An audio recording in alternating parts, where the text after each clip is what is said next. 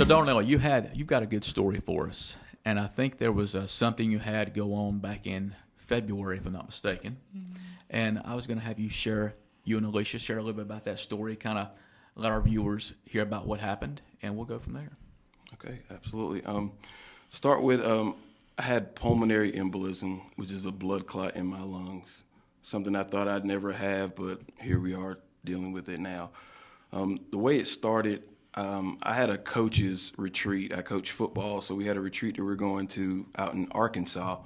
And a couple of weeks before we were supposed to go out, I knew we were flying on a plane, and somewhere I had heard or read that pulmonary embolisms can kind of move and stuff if you're in a plane. Because, like I said, 2 weeks before that, I was feeling some kind of pain and discomfort in my leg. And I remember years ago when I had a knee surgery, that same kind of feeling happened. And I had my first blood clot back then. That was probably 2015, I believe.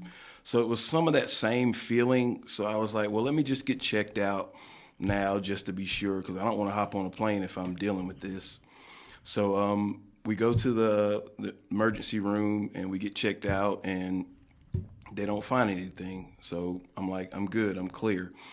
So I go ahead on the trip, and probably a day or day and a half into the trip, I started feeling like that same discomfort in my leg. But in the back of my head, I'm like, well, they said I don't have a blood clot, so I'm just going to ignore it and just roll.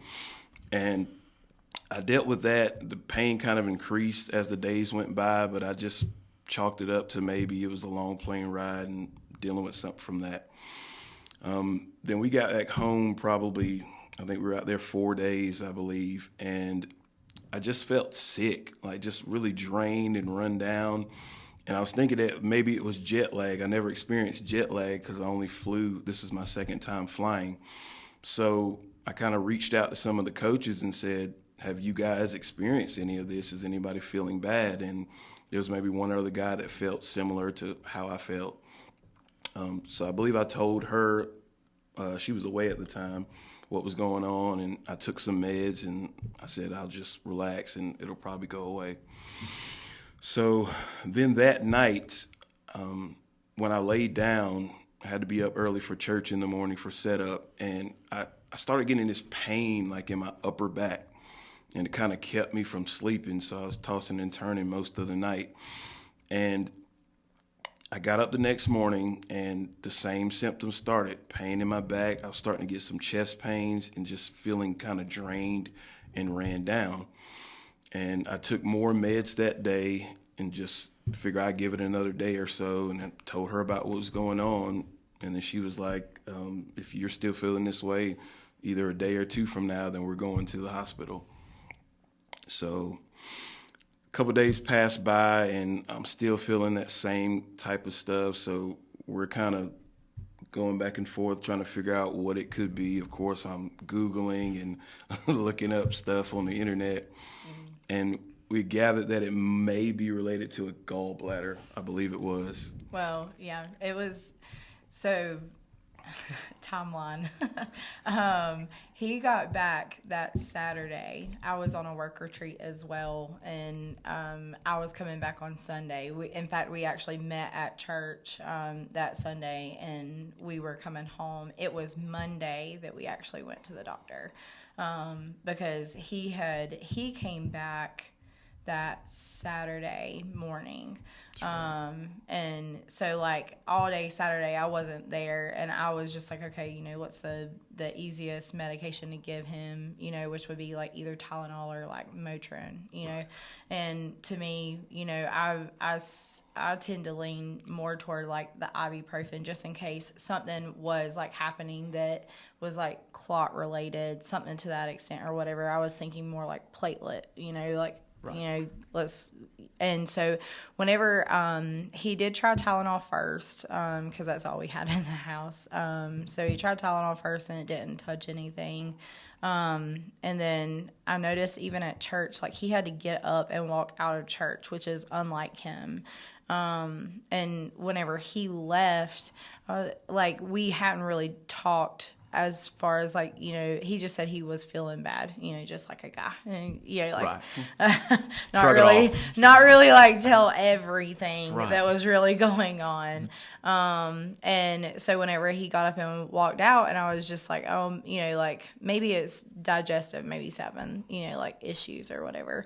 And then whenever we got home, he was just like, I can't, like, it's hard to like really even take like a full breath. It's, you know, like there's pain. And what he thought was like upper back, like whenever he really pinpointed it, it was actually like more on like the outside of his rib cage.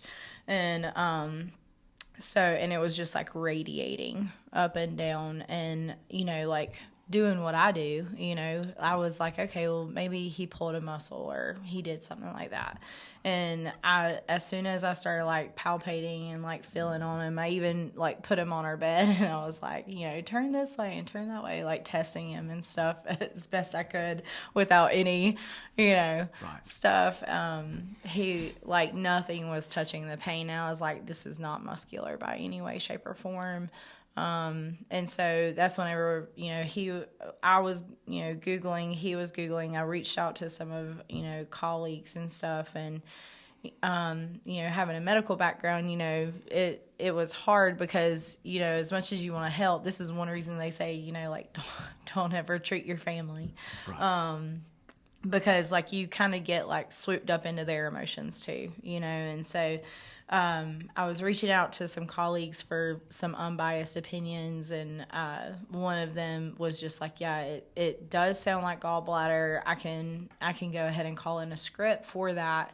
Something stopped us from actually going and getting that script. Like something happened during the day to where we couldn't make it in time.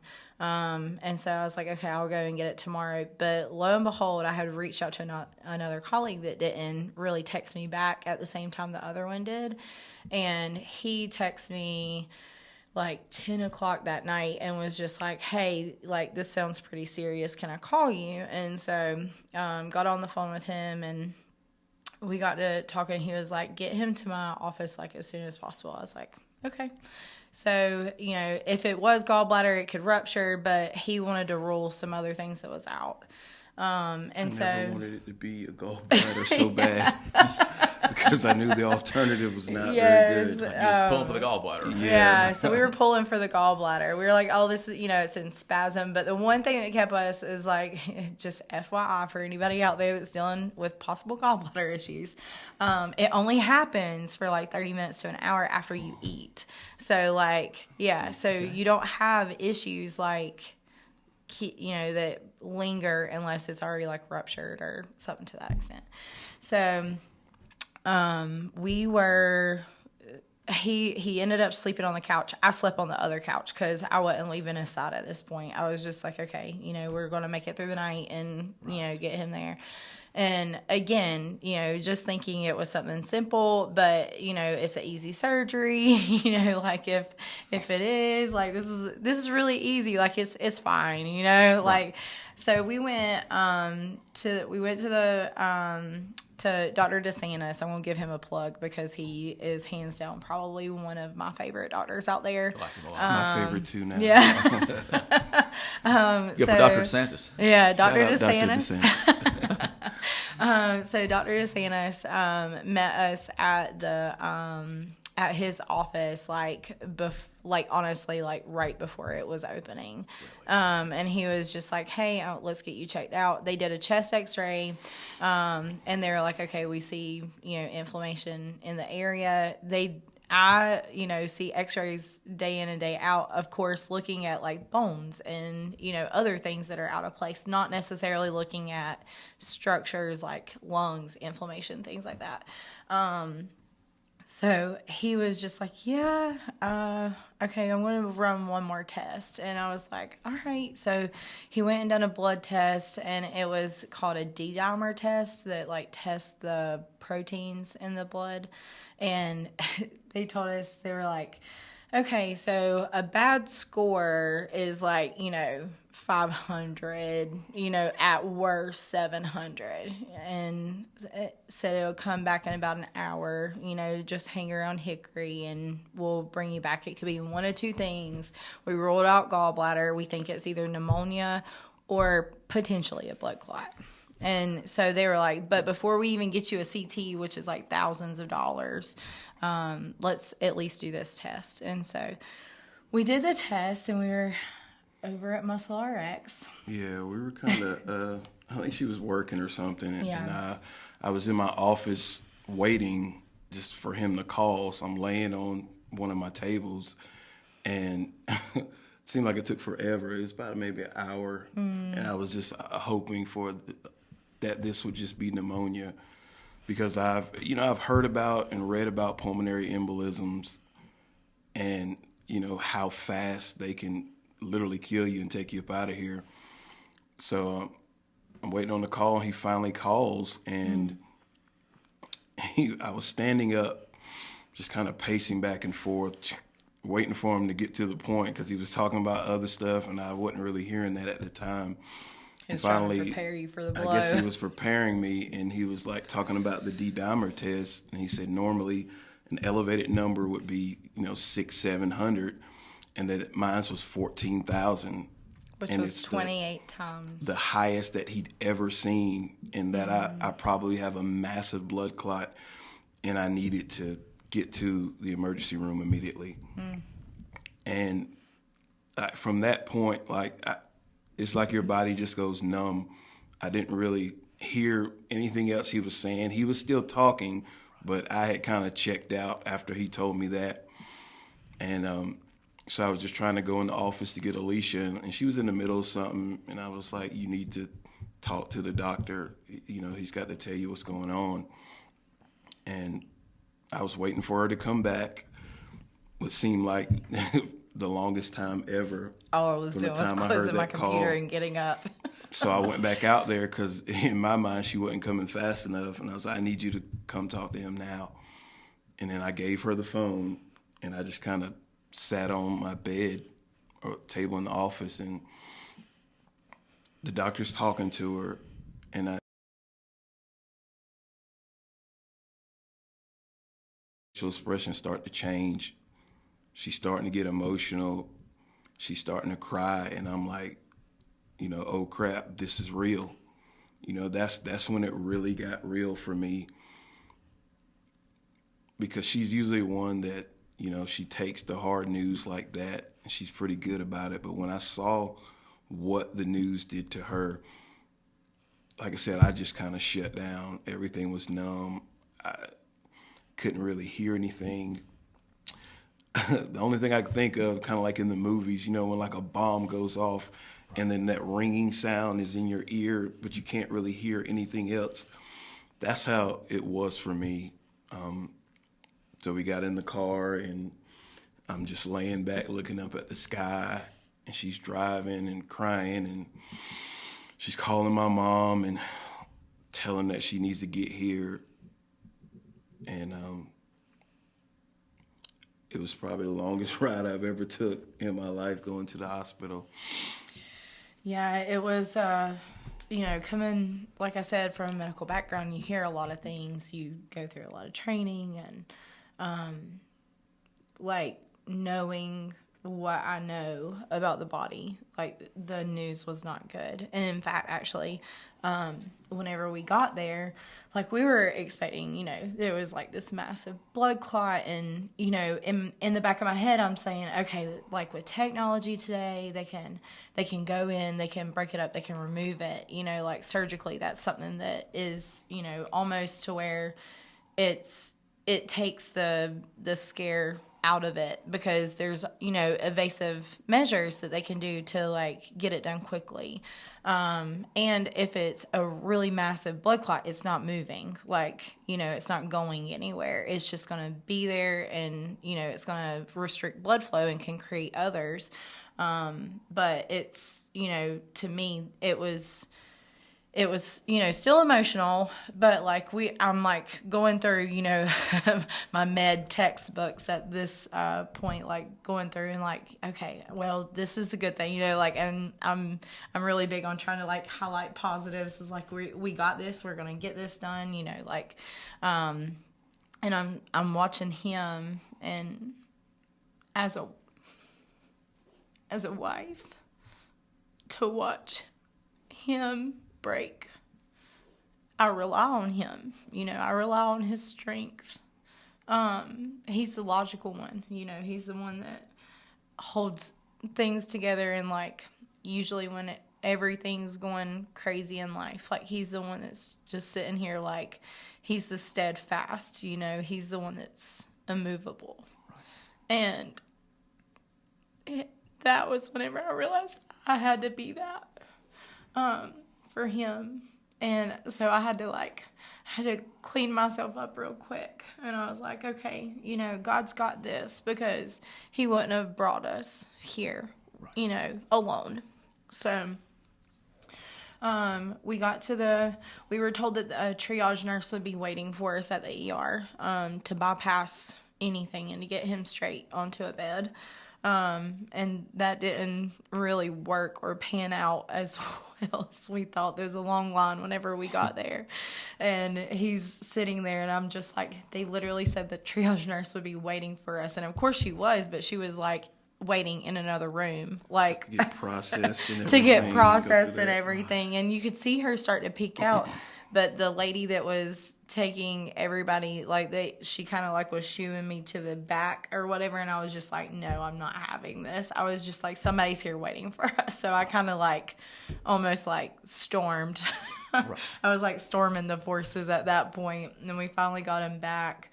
And they were taking like his blood pressure and everything, and I was getting antsy, and I was like, guys, like I know that you have to do this, but I need you to like get him quickly to a bed. Like he's not supposed to be moving that much more than what he is right now.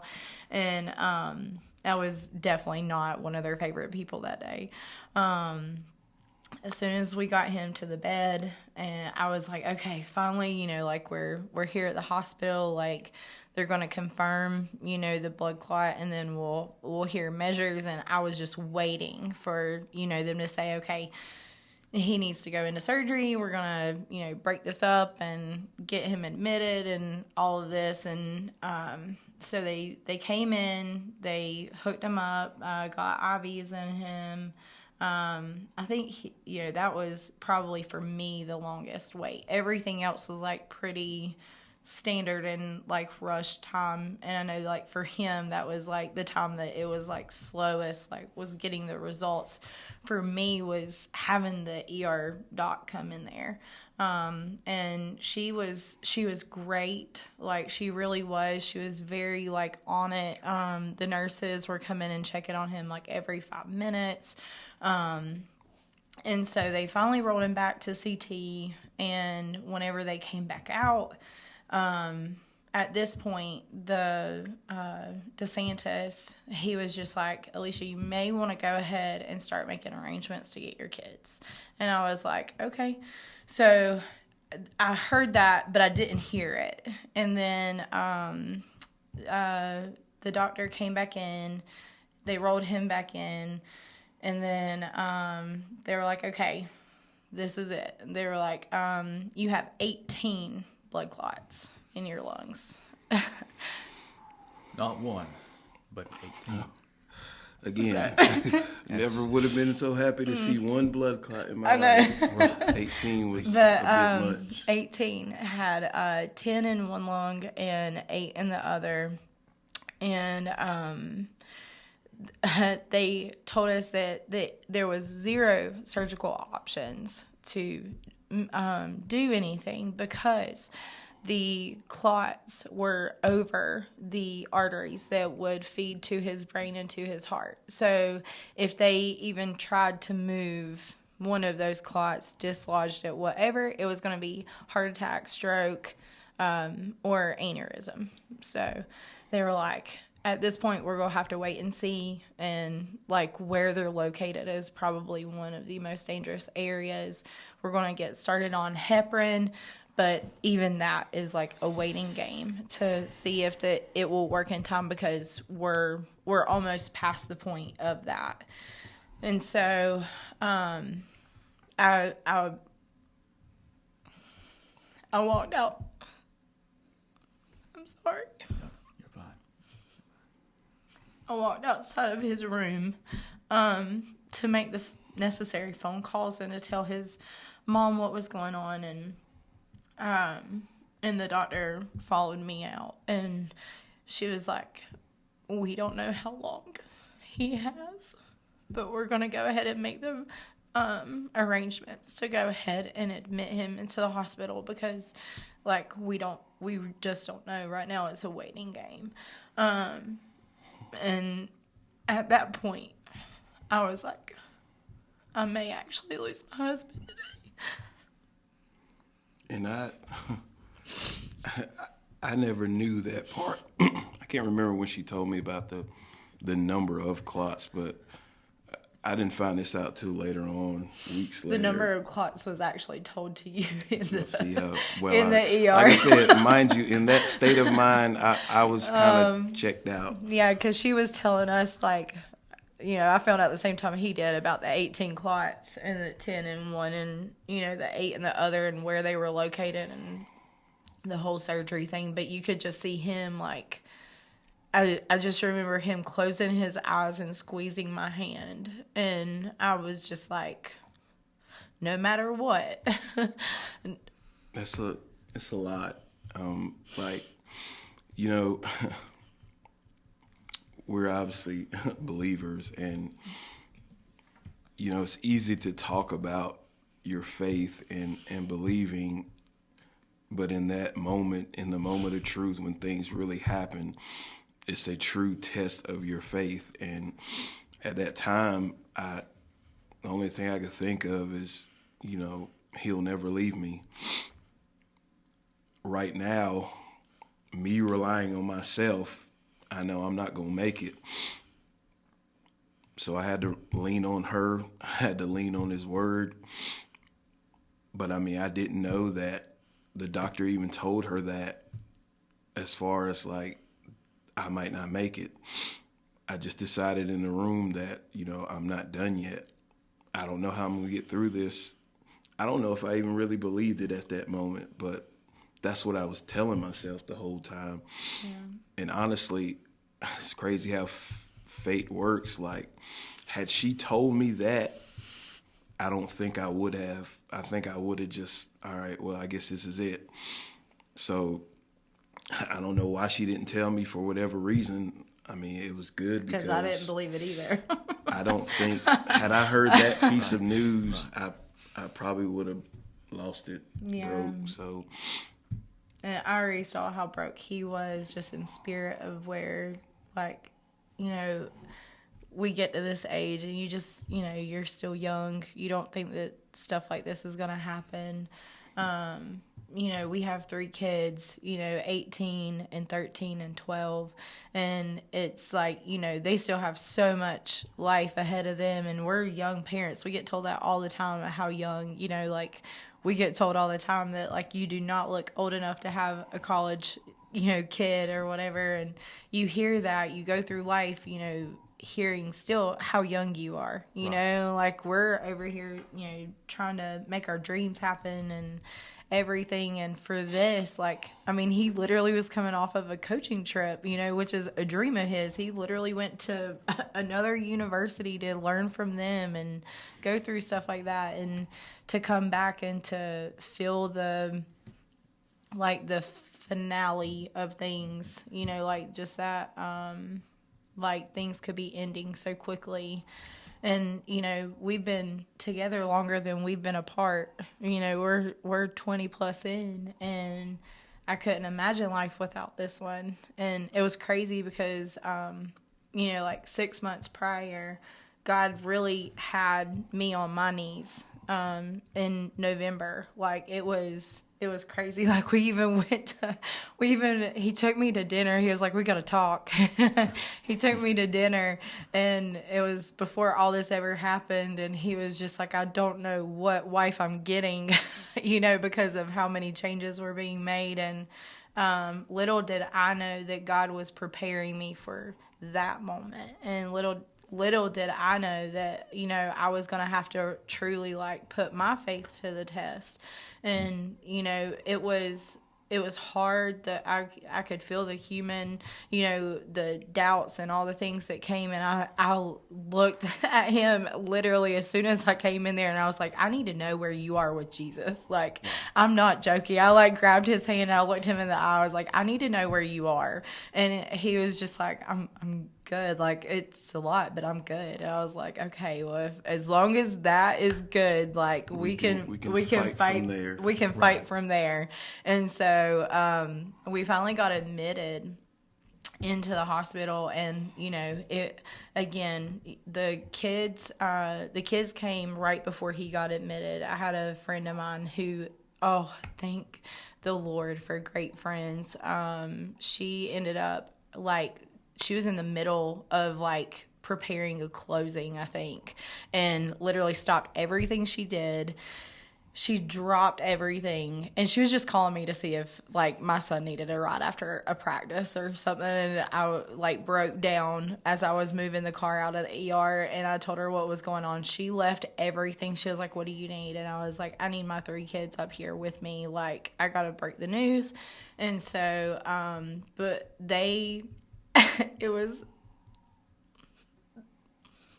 that was the hardest, was to tell them, like, that we don't know if their dad's coming home, and to watch my oldest and my middle, they broke down, like, immediately. They were just like, this is not happening. But my youngest, oh my gosh, Caitlin, she is the strongest little girl I ever seen in my life. She literally, like, she's just like, nothing is happening to my daddy. It was, like, very, very firm in that. And it was so funny because the other two, like, I got the tissue and I was giving it to Caitlin, I was giving it to Mackenzie and to Rylan, and Kenzie took an extra one to give to Caitlin. Caitlin pushed it away. She was like, I don't need it. I'm not crying. She was just like, and it was the funniest and the most powerful thing ever, I think, that I've ever seen, was to watch my youngest just to have that faith, and was just like, my dad is coming home.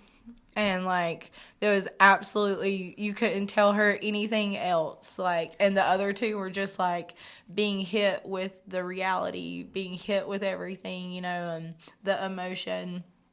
And she was just like, nope. Faith of a child, right? Yeah. Faith of a child. Faith of a child.